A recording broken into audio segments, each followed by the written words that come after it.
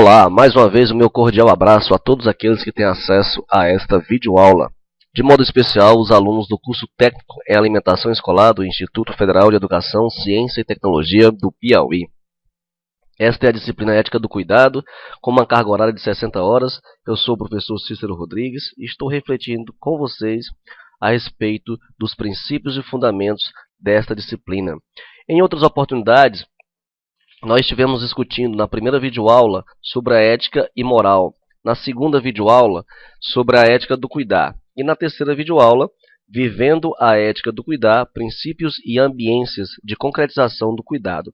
E esta é a nossa quarta videoaula, quarta e última videoaula, em que estaremos discutindo sobre a unidade 4 da apostila que vocês têm acesso através da plataforma e apresentando os símbolos do cuidado, exemplo de personagens que marcaram a humanidade, que marcaram a história através do cuidado que tiveram com as pessoas, com o mundo e com a natureza. Aí está aparecendo a imagem destes exemplos que vamos apresentar. Exemplos de cuidado, como estamos falando aqui da ética do cuidado.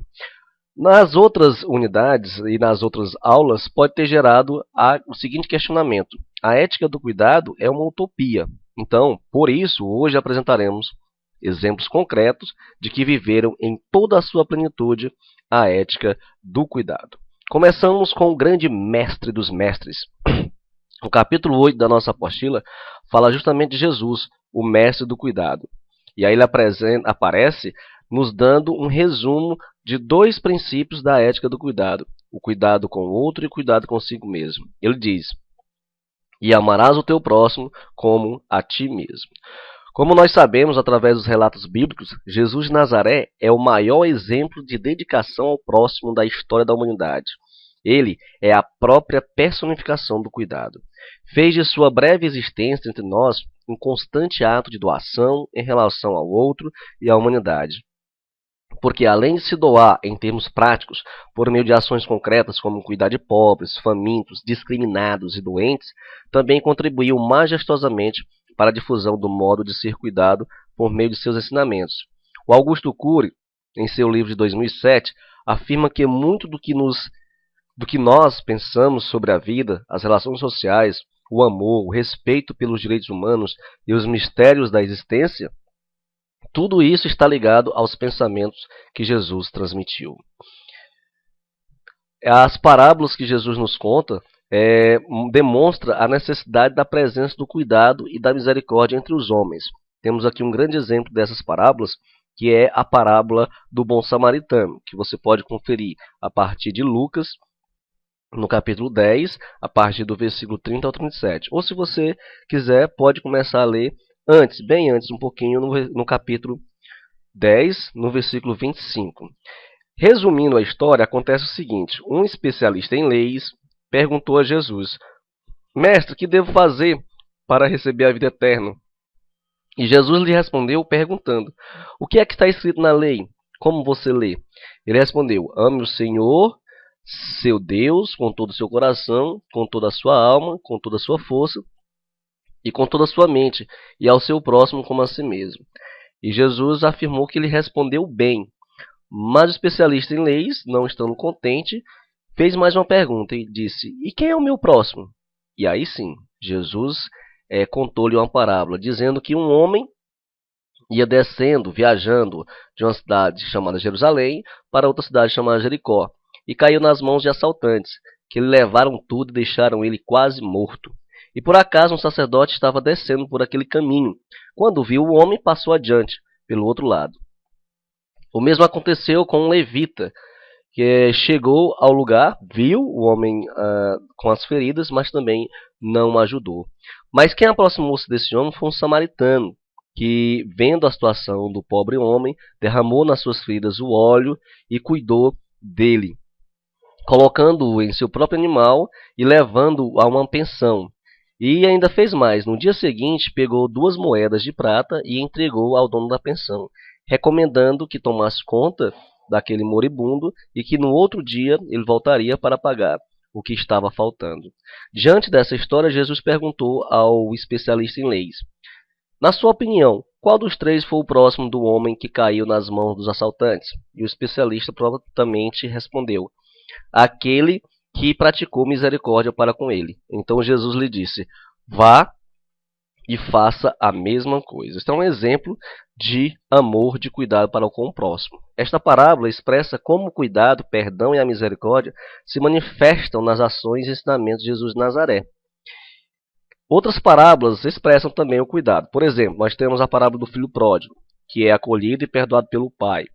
A da ovelha perdida, que revela o cuidado para com aquele que necessita de mais atenção, demonstrando, além disso, que cada ser humano é precioso e singular. E ainda a parábola do homem que edifica sua casa em rocha, que metaforicamente nos ensina a importância de velar pela família e pelo lar. Estes são apenas alguns exemplos de parábolas em que Jesus nos ensina sobre o cuidado. Mas você pode perguntar, e Jesus ensinou apenas através de parábolas? Não, ele também ensinou através de atitudes. Quantas atitudes de Jesus nas quais evidencia-se a manifestação do cuidado, destacamos dentre outras. Rejeitou a escola dos cultos, preferindo a escola da vida.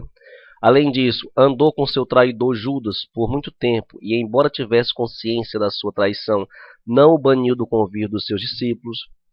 Previu que Pedro iria negá-lo de maneira dramática e não fez nada para impedi-lo.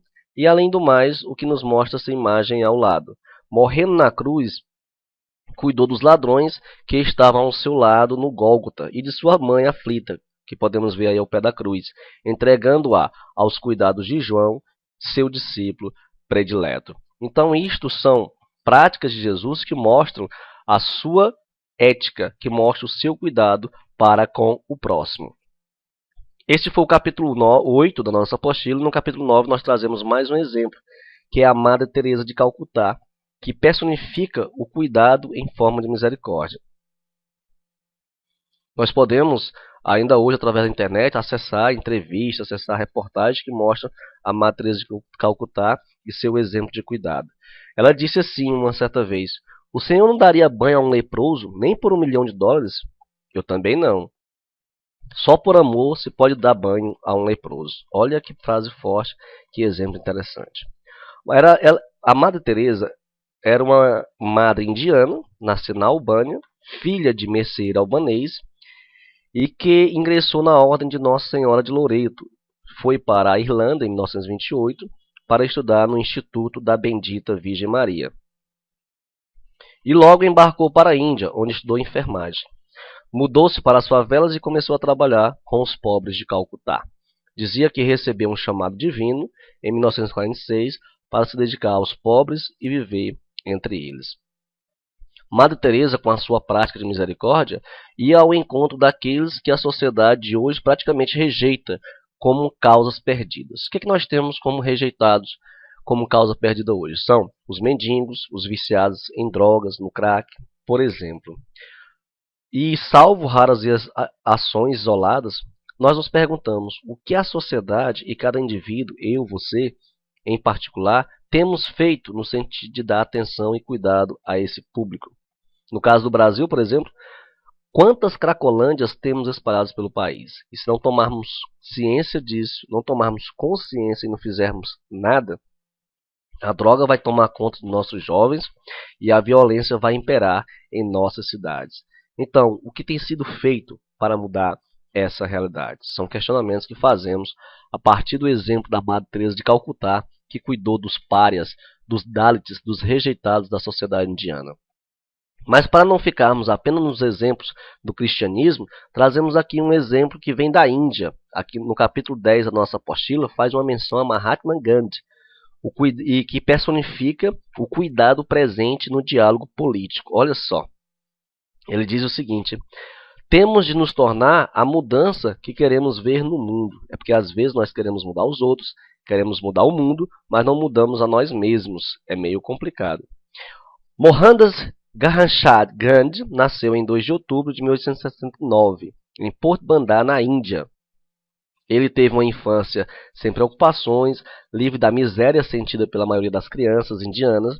Era um garoto comum, dedicado aos pais, introspectivo e cumpridor das tradições do hinduísmo. Cursou faculdade de Direito em Londres, formando-se em Direito, voltou para a Índia. E, profundamente transformado por uma viagem que fizera à África do Sul e teve contato com o sofrimento das pessoas, tornou-se um dos maiores líderes políticos do século XX, mesmo sem nunca ter ocupado oficialmente um cargo público ou religioso. O Gandhi fez de suas palavras, atos e ensinamentos eficientes armas na luta por um mundo mais pacífico e definia a política como um gesto amoroso para com o povo. Imagine aí você se os nossos políticos brasileiros resolvessem levantar a bandeira de Gandhi e considerar a política como um gesto amoroso para com o povo e não para com o seu bolso. Mudaria muita coisa em nosso país. Nessa definição, política identifica-se com o cuidado com o bem-estar de todos e ternura para com os menos favorecidos. Olha só que interessante. Ele diz: entrei na política por amor à vida dos fracos. Morei com os pobres, recebi os párias como hóspedes, lutei para que tivessem direitos políticos iguais aos nossos, dizia Gandhi. Está citado no livro do Boff, de 2011. A liderança de seu país rumo à libertação da dominação britânica certamente foi o seu maior feito. E Gandhi propôs um movimento com base na verdade e no amor, seguindo o princípio da não violência, ou seja, o não uso das armas para chegar aos seus objetivos. Dois princípios básicos norteavam a sua prática: a força da verdade, a satyagraha, e a não violência ativa, a ahimsa. Eram os princípios da pregação da vida de Gandhi.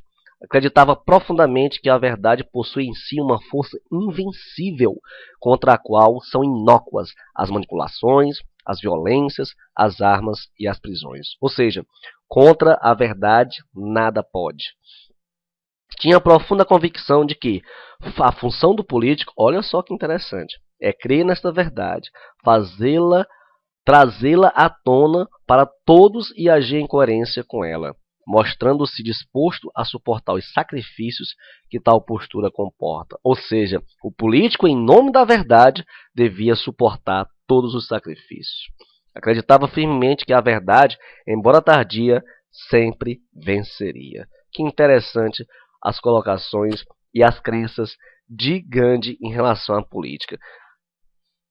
Que bom seria se os nossos políticos absorvessem pelo menos 10% desses ensinamentos de Gandhi em relação à política. Então, chegando ao final da nossa quarta videoaula, queremos lançar algumas considerações finais sobre tudo que vimos nas nossas videoaulas sobre a ética do cuidar, que está presente também na apostila de vocês, Ética do Cuidar. E quem nos ajuda, e esteve nos ajudando durante todas as nossas aulas, é o Leonardo Boff. E ele termina aqui dizendo o seguinte: cuidado significa desvelo, solicitude, diligência, zelo, atenção, bom trato. Enfim, o cuidado precisa ser alimentado. Ele vive do amor primal, da ternura, da carícia, da compaixão, da convivialidade, da medida justa em todas as coisas. Sem cuidado, o ser humano definha e morre. A cura está no próprio ser humano. Ele precisa voltar-se sobre si mesmo e descobrir sua essência, que se encontra no cuidado. E Leonardo Boff ainda coloca algumas coisas interessantes dizendo que o cuidado aflore em todos os âmbitos, que penetre na atmosfera humana e que prevaleça em todas as relações.